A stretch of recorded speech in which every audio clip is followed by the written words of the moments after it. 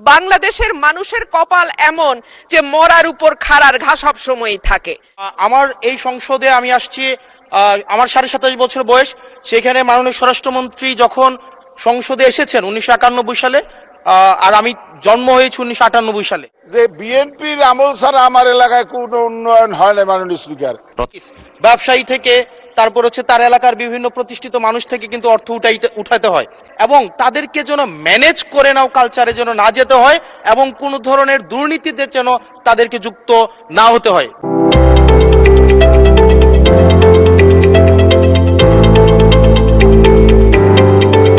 প্রথমে আমি পিরোজপুর 3 আসন থেকে নির্বাচিত মাননীয় সদস্য জনাব মোহাম্মদ রুহুল আমিন দুলালকে তার জরুরি জনগুরুত্ব সম্পন্ন বিষয়ে মনোযোগ আকর্ষণের নোটিশ পড়ার জন্য আহ্বান জানাচ্ছি।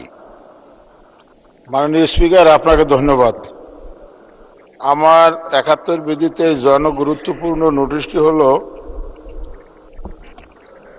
গোপালগঞ্জ পিরোজপুর হয়ে আমার নির্বাচনী এলাকা মঠবাড়িয়া হয়ে বরগুনা পর্যন্ত একটি আঞ্চলিক মহাসড়ক রয়েছে। এখানে পিরোজপুর জেলার কসা নদীর উপর টগরা এবং চরখালি এখানে একটা ফেরি রয়েছে। আমি এই নদীর উপর একটি ব্রিজ নির্মাণের জন্য নোটিশ দিয়েছি মাননীয় স্পিকার। নোটিশটি হলো এখানকার আমার নির্বাচনী এলাকা মঠবাড়ি এবং পার্শ্ববর্তী বান্ডারিয়া, কাঠালিয়া, জাদকাটির এবং বরগুনার জেলার পাথরঘাটা, বাবনা, বেতাগী এই সমস্ত এলাকার লোকজন এই ঢাকা থেকে চলাচল করে বিভিন্ন যানবাহনে, এবং উত্তর অঞ্চল থেকে আসা বিভিন্ন যানবাহন এই আঞ্চলিক মহাসড়ক দিয়ে যাতায়াত করে। মাননীয় স্পিকার, আমার এই সড়কটি অত্যন্ত গুরুত্বপূর্ণ, এবং এই নদীতে দুটি ফেরি রয়েছে। মাঝে মাঝে ফেরি অচল হয়ে যায়, চলে না, বন্ধ হয়ে যায়, এবং একটি অংশে চর আছে।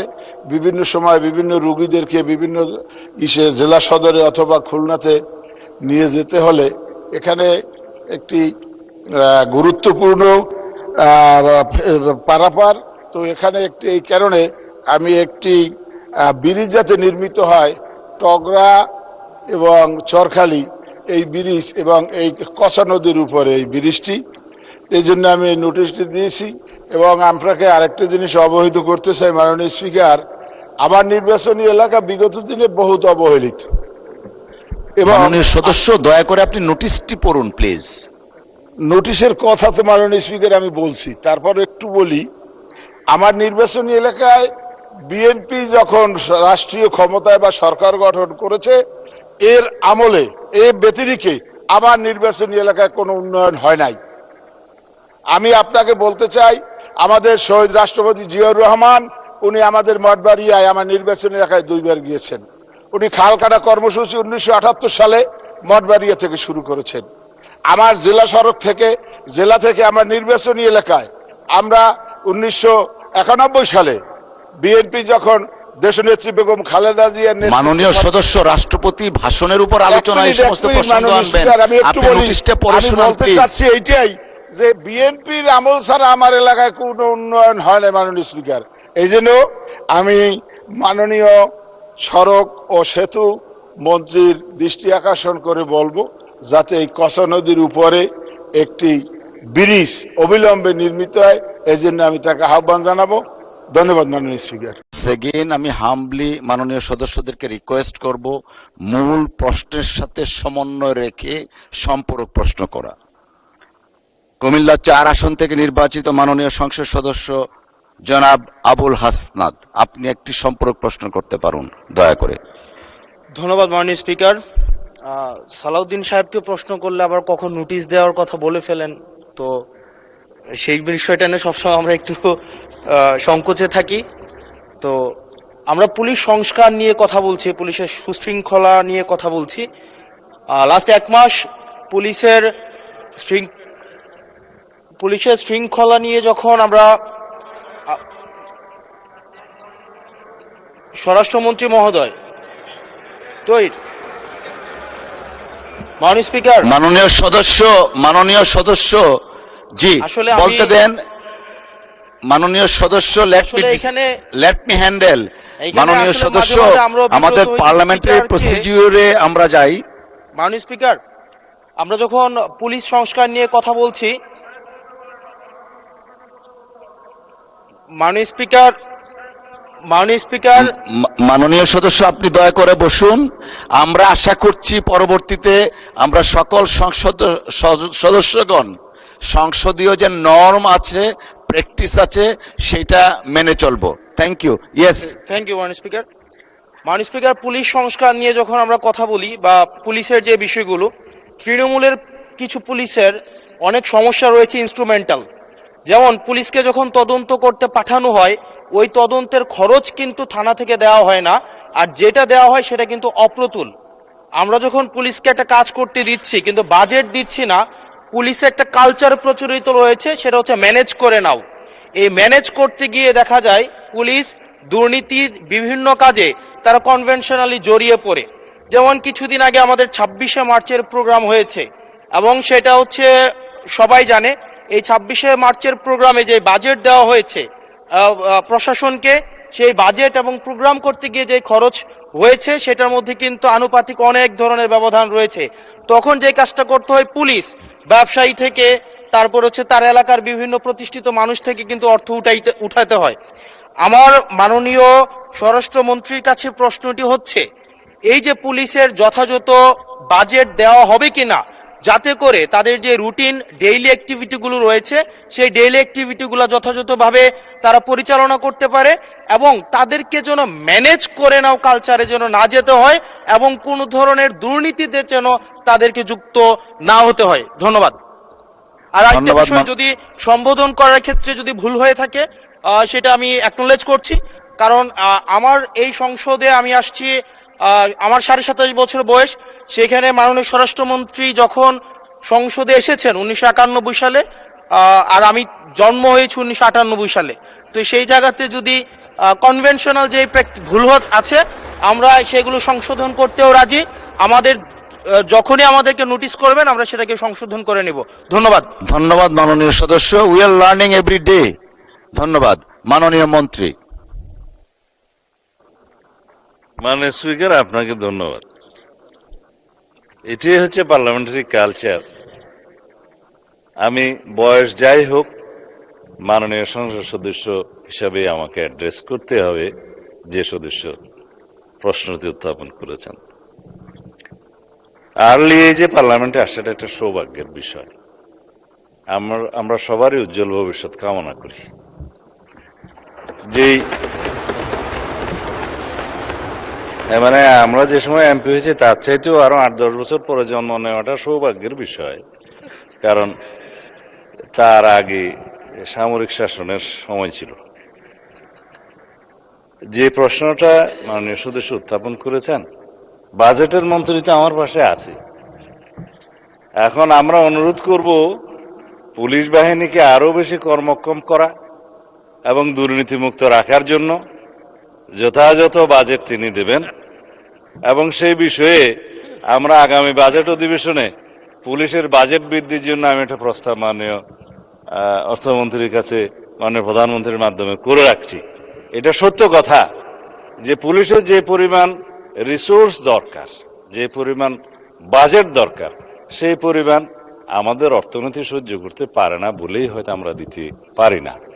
তবে আমরা একটা ট্রান্সপারেন্ট এবং জবাবদিহিমূলক পুলিশি ব্যবস্থা যদি কায়েম করতে চাই, পুলিশ যেন অন্য কোনোভাবে ম্যানেজ করার কালচার থেকে বেরিয়ে আসে, সেটা আমাদেরকে নিশ্চিত করতে হবে। ধন্যবাদ মাননীয় সদস্য। ধন্যবাদ মাননীয় মন্ত্রী। আমরা এই প্রসঙ্গে আরেকটা সম্পূরক প্রশ্ন নিচ্ছি। ব্রাহ্মণবাড়িয়া 2 আসন থেকে নির্বাচিত মাননীয় সংসদ সদস্য রুমিন ফারহানা। অসংখ্য ধন্যবাদ। মাননীয় স্পিকার, ব্রুট মেজরিটি সবসময় বিপজ্জনক। অতীতেও আমরা সংসদে যখন ব্রুট মেজরিটি দেখেছি সেটা পরিণতি খুব ভালো হয়নি। মাননীয় স্পিকার, সে কারণে আমি বিনীতভাবে বলি, আমাদের সম্পূরক প্রশ্নের বিধিনিষেধ যদি এত কড়াকড়ি ভাবে করেন, তাহলে আমরা কি করে মন্ত্রী পরিষদকে জবাবদিহিতার আওতায় আনবো? মাননীয় সদস্য, এটা এই অবস্থান থেকে করা হয়নি।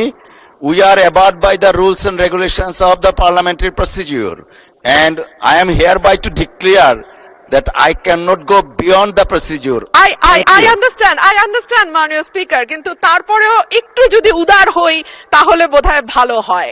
আমাদের মাননীয় স্বরাষ্ট্রমন্ত্রী, উনি অত্যন্ত দক্ষ যোগ্য ব্যক্তি, উনি সংবিধান যেমন ভালো জানেন, আমি নিশ্চিত উনি ওনার মন্ত্রণালয়ের ব্যাপারেও অনেক বেশি জানেন।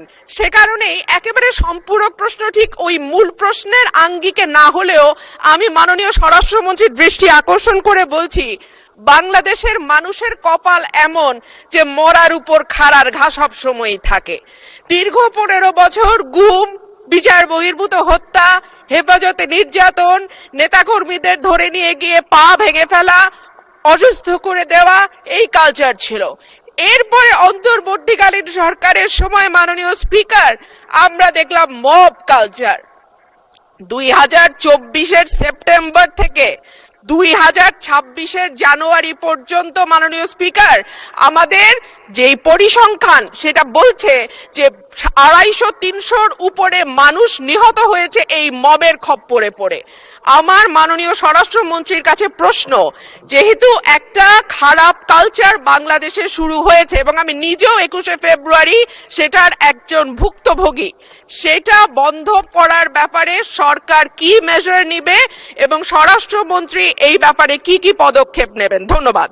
ধন্যবাদ মাননীয় সদস্য। মাননীয় মন্ত্রী। মাননীয় স্পিকার, আপনাকে ধন্যবাদ। মাননীয় সদস্যকেও অনেক বেশি ধন্যবাদ দিচ্ছি। এই মব কালচারের ইস্যুটি একটা ডিফারেন্ট ডিবেট, আলাদা ডিবেট হতে পারত।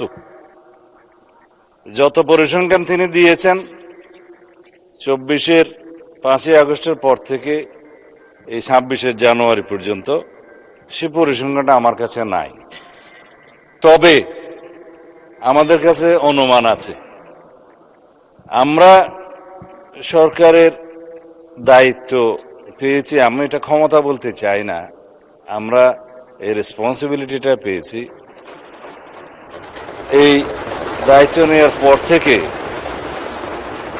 আজকে আমরা প্রায় 45 দিনও এখনো হয় নাই, 1.5 মাস হয় নাই। এর মধ্যে ঠিক মব নয়, মবের মতো, কারণ এখানে ডেফিনিশন আলাদা করতে হবে। কোনটা গাইবান্ধার পলাশবাড়িতে থানায় গিয়ে হামলা, সেটা কি মব হবে? নাকি কোনটা 21শে ফেব্রুয়ারিতে মাননীয় সদস্যের উপরে হামলা হয়েছে, সেটা কি মব হবে?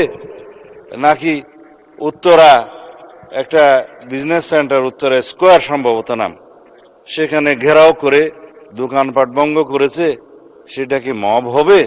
সবকিছুকে মব বলা ঠিক হবে না।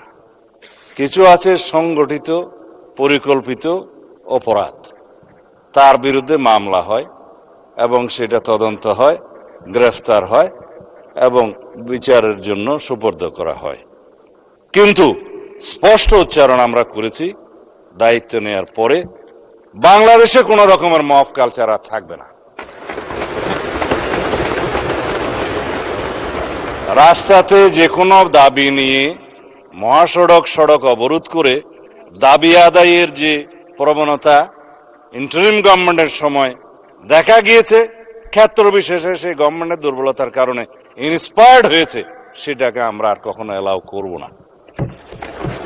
গণতান্ত্রিক প্রক্রিয়া হিসেবে দাবি থাকবে, সেই দাবির জন্য সংশ্লিষ্ট কর্তৃপক্ষের কাছে, মন্ত্রণালয়ের কাছে, ডিপার্টমেন্টের কাছে অবশ্যই দাবিনামা স্মারকলিপি দেয়া যাবে।